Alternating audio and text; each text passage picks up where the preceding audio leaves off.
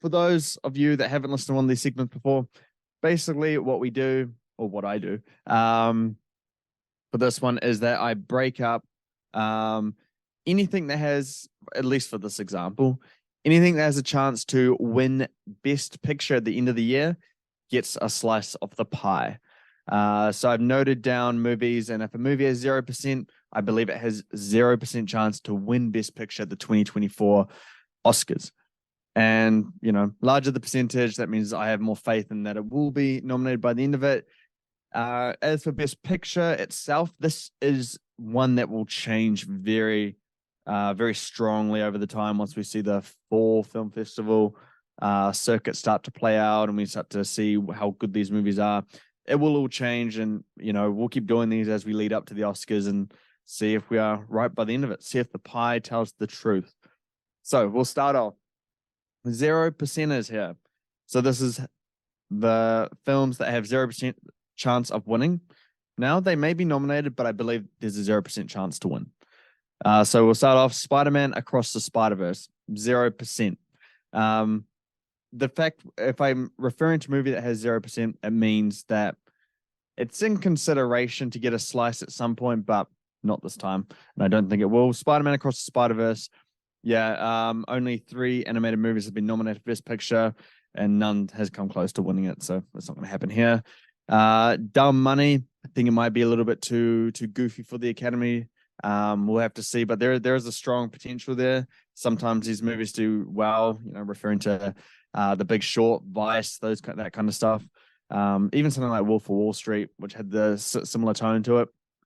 Air, that's been talked about quite heavily. I just don't think it will have the kind of memorable things in favor of it once we reach the year's end. And Barbie, I believe this movie is going to rack up a ton of awards, on a ton of nominations, similar to Top Gun last year, and then kind of walk away with, perhaps 1 or 2, but mostly empty-handed.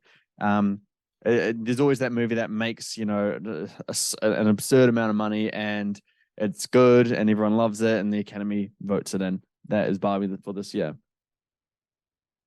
All right, we'll move on to the 1%ers now. So we got The Zone of Interest with 1%. Hearing stuff about that. That's going to debut soon, so we'll see how that is. The Killer by David Fincher. You can never really rule Fincher out, but I'm not hearing the best things about it, so we'll have to see how that plays out. And I think it is a Netflix movie, which may dim its chances just slightly. And Poor Things with Yorgos Lanthimos. He's kind of he's a mixed bag in terms of Academy taste. He has a very distinct style, similar to Wes Anderson. Not that they're similar, it's just how distinct the style is.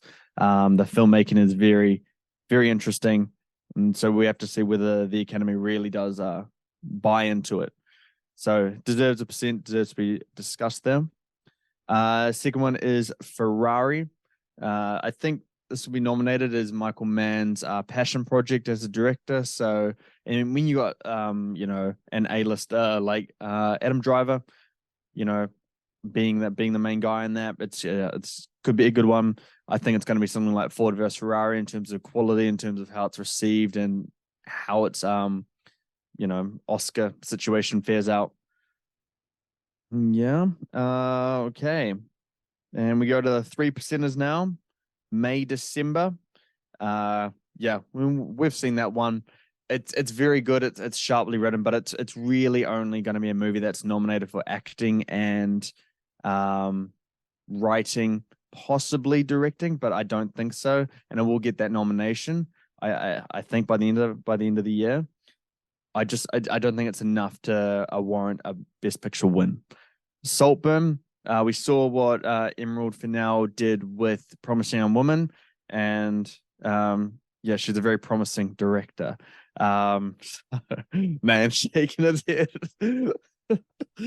I think there's big potential in this one. Maybe 3% a little bit of a gamble at this point, but we'll start seeing the reaction soon. I just think she's a really strong chance after what we saw previously. Moving on to Dune Part 2 at 5%.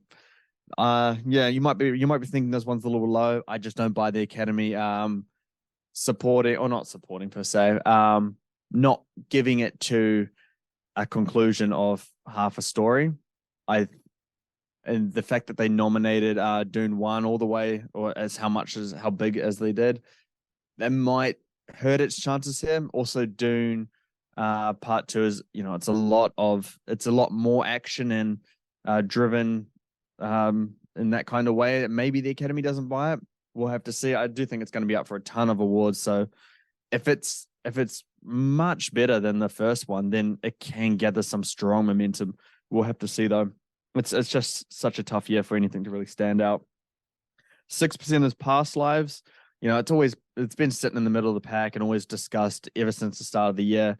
I think there's a real strong chance that it may be that, kind of indie darling that sneaks in there and just kind of shocks us with how much praise and how much it starts winning as we get up to the precursors and stuff.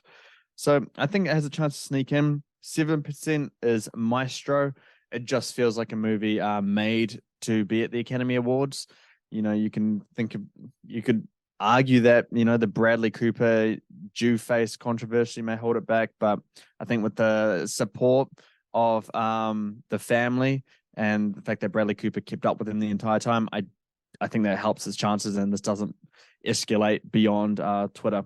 I'm sorry, X. Yeah, Holdovers. It feels like another movie designed for the Oscars as well. It kind of got that Green Book vibe, that kind of feel good comedy, but not like a full comedy, like comedy drama.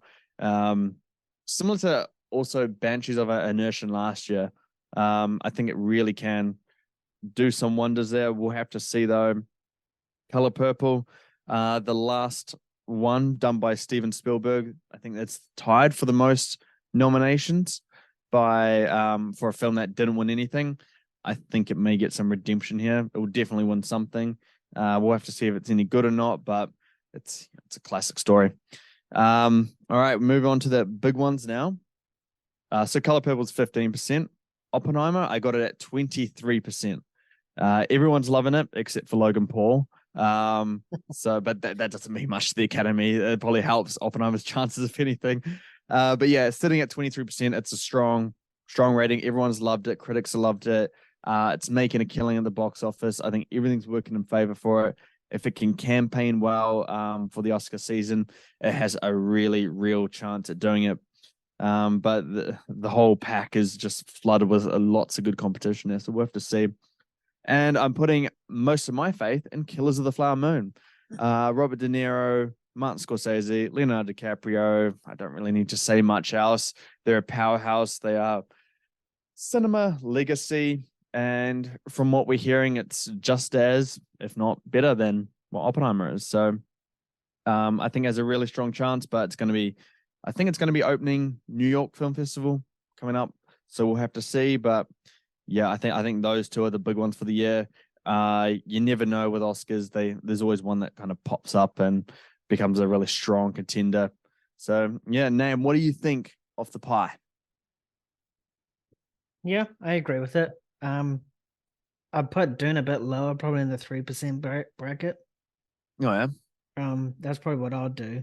Mm, But I completely agree with the top two. I think Killers is going to dominate along with Oppenheimer. And I think yeah. Barbie will probably have like the most nominations, but no wins, or like Yeah. not as many wins. Mm, Um, but yeah, no, it's quite accurate. This also depends if some stuff gets delayed or not, such as Poor Things, The Color Purple, and Dune.